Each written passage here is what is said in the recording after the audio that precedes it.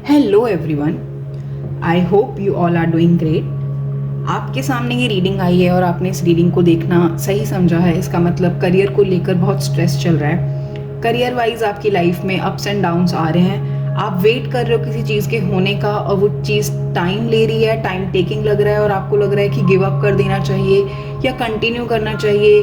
Next क्या होने वाला है उस चीज़ को लेकर आपका माइंड बहुत ज़्यादा डाइवर्टेड है। और हो सकता है आपका बर्थ डेट 3 हो, 6 हो या 9 हो और आप कोई एक मैनिफेस्टेशन टेक्निक को फॉलो कर रहे हैं, तो ये सारी चीज़ें हो सकता है आपके साथ हो। अगर नहीं भी हैं तो आप आगे की रीडिंग देखना, उससे पता चलेगा कि ये चीज़ आपके लिए रेजोनेट कर रहा है या नहीं कर रहा है। अगर करता है तो definitely keep the universal guidance, लेकिन अगर नहीं रेजोनेट करता है तो और भी रीडिंग्स हैं, आप उन्हें देख सकते हैं। ठीक है, चलिए स्टार्ट करते हैं और फिर एंड में हम ये देखेंगे कि येस या नो जो भी आपका क्वेश्चन है उसके लिए आंसर भी हम देखने वाले हैं। तो लेट्स स्टार्ट। आप किसी भगवान को बिलीव करते हैं, यूनिवर्स में मानते हैं, तो उनका नाम ले लीजिए, क्योंकि ये हो जाएगा कि आपका जो क्वेश्चन है वो क्लियर है। ऐसा ना हो कि कोई क्वेश्चन दिमाग में हो और आंसर अलग तरीके से आ रहा है। तो जिस भी चीज़ को आप बिलीव करते हैं, जिसमें आपका फेथ है, उनका नाम लेकर आंखें बंद करके सोचो उस क्वेश्चन के बारे में एंड आस्क देम कि मुझे सही गाइडेंस दे दो। ठीक है, चलिए स्टार्ट करते हैं। एस ऑफ पेंटिकल्स पहला ही कार्ड आ गया है कि कोई नई शुरुआत की एक होप है जिसको लेकर के आप बहुत ज़्यादा चीज़ों को लेकर बैठे हुए हैं। और the tower, okay I got it, one more. ठीक है, तो जो अभी की जो अभी की चीज़ें आ रही हैं रीडिंग में वो ये है कि कोई एक नई शुरुआत होती हुई दिख रही थी आपको कि वो चीज़ हो जाएगी। अब वो चीज़ होने वाली है, बिल्कुल एंड मोमेंट पर आकर वो कैंसिल हुई है, वो ख़त्म हुई है, वो होप ख़त्म हुई है, वो चीज़ ख़त्म हुई है, जिस वजह से अब आपको लग रहा है कि मुझे नए रास्ते की तरफ बढ़ना चाहिए। मेरे लिए ये रास्ता है ही नहीं, मुझे अब नई चीज़ों के लिए बढ़ना है। और वो वाली चीज़ हो सकता है कोई एग्ज़ाम दिया है, 1-2 नंबर से रहा है, हो सकता है कि कोई अपॉर्चुनिटी थी कि होने वाला है, बिल्कुल किसी ने होप्स दे दी थी कि ये वाली चीज़ तो बिल्कुल अभी डन है आपके लिए, मैंने सब कुछ करके रखा है। एंड मोमेंट पे आकर उन्हें गायब हो गए हैं, वो बिल्कुल आपसे बात नहीं कर रहे हैं। ये 2 सिनेरियोज मुझे नज़र आ रहे हैं और जिस वजह से आप बहुत ज़्यादा परेशान हो और आपकी बिल्कुल होप ख़त्म होती हुई दिख रही है और आप इस रास्ते से ही दूर जाना चाह रहे हो। अगर ये है तो आगे का आंसर भी आपके लिए होगा। या यहाँ मुझे चीटिंग दिख रही है, किसी ने तो कुछ किया है और आप ना बहुत ज़्यादा अपने प्लान्स शेयर कर रहे हो। Do not share your plans with anyone. कोई खुश नहीं हो रहा है, वो नज़र ही लगा रहे हैं वो लोग आपके बारे में। हो सकता है आपको ऐसा भी फील हो रहा हो कि आपका मजाक बन रहा है, वो आपसे सुनते हैं और आप पीठ पीछे जाके आपकी बुराई करते हैं या आपके प्लान्स के बारे में सोचते हैं, या यू आर वेरी इमेच्योर उनके दिमाग में। But believe me, you do not have to worry about it, क्योंकि जो चीज़ आपने सोची थी ना वो बहुत दूर नहीं है आपसे। आप लोगों पर भरोसा मत करो, लोगों के ऊपर इतना ध्यान मत दो, बस आगे बढ़ो। You are definitely going to achieve something in life.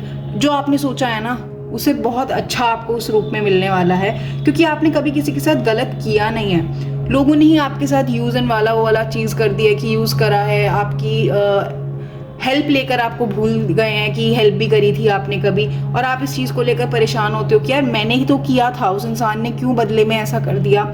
तो आप मत सोचो, जिसने जो करा है उसके ऊपर करने दो, आप आगे बढ़ो और ये रियलाइज करो कि मेरे लिए जो भगवान ने लिखा है ना वो मुझे मिलकर रहेगा। इस एनर्जीज के साथ आगे बढ़ो, क्योंकि जिसने जो भी किया है ना वो उनके कर्म है, वो आपके कर्म में ऐड नहीं होगा। So do not worry about it. जिसने भी चीट किया है वो उसका कर्म है, आपने मेहनत करी है, ये आपके कर्म में लिखा जाएगा। तो आपका जो भी ड्रीम है, कोई एग्जाम है, वो definitely yes it is going to happen super soon. Time period भी देख लेते हैं, टाइम फ्रेम क्या बता रहा है। ठीक है, जस्ट अ सेकेंड। या इट इज़ वेरी नियर, बहुत जल्दी ही वो चीज़ होने वाली है।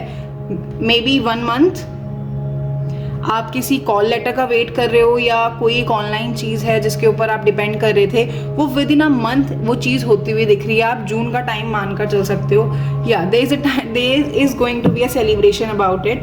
तो उस चीज़ को लेकर के आप जो भी चीज़ आपको टेंशन दे रही थी, परेशान कर रही थी, उसको छोड़ दो, क्योंकि अब आपकी लाइफ में चीज़ें अलाइन होनी शुरू हो रही हैं। हो सकता है लास्ट 3 से 4 साल आपने बहुत ज़्यादा स्ट्रगल किया है, बहुत ज़्यादा मेहनत करी थी, जो रिजल्ट नहीं दे रहे थे, लोग आपके ऊपर हंस रहे थे, लोग आपका मजाक बना रहे थे, वो चीज़ें आपको हॉन्ट कर रही थी, हर्ट कर रही थी, तो वो चीज़ें होने वाली हैं। एंड नंबर 2 थिंग जो यहाँ पर बार बार एक एनर्जी आ रही है कि आपने लोगों को अपने प्लान्स खुलकर बताए हैं। Stop sharing your plans. लोगों को बताना बंद करो कि आपके क्या प्लान्स हैं, आप क्या चाहते हैं, आप ये कर सकते हैं, आप वो कर सकते हैं। Do not share these things with any one.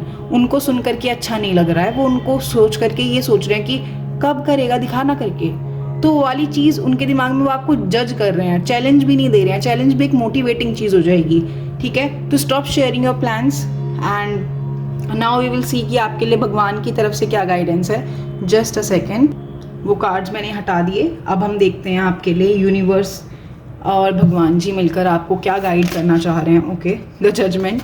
जो भी चीज़ें आपकी लाइफ में रही हैं ना, वो आपको फ्रूटफुल रिजल्ट देने वाली हैं। आपको लग रहा था कि लोगों के साथ अच्छा हो रहा है, लोग तो इतने बुरे हैं, उनके साथ तो फिर भी अच्छी चीज़ें हो जा रही हैं, मेरे साथ तो नहीं हो रही हैं, वो होने वाला है। जजमेंट डेफिनेटली होगा, इसी लाइफ में होगा। कर्म सबके यहीं पर हैं, सब कुछ यहीं अच्छा होने वाला है। तो उन चीज़ों को लेकर के आप मत जज करो किसी को भी।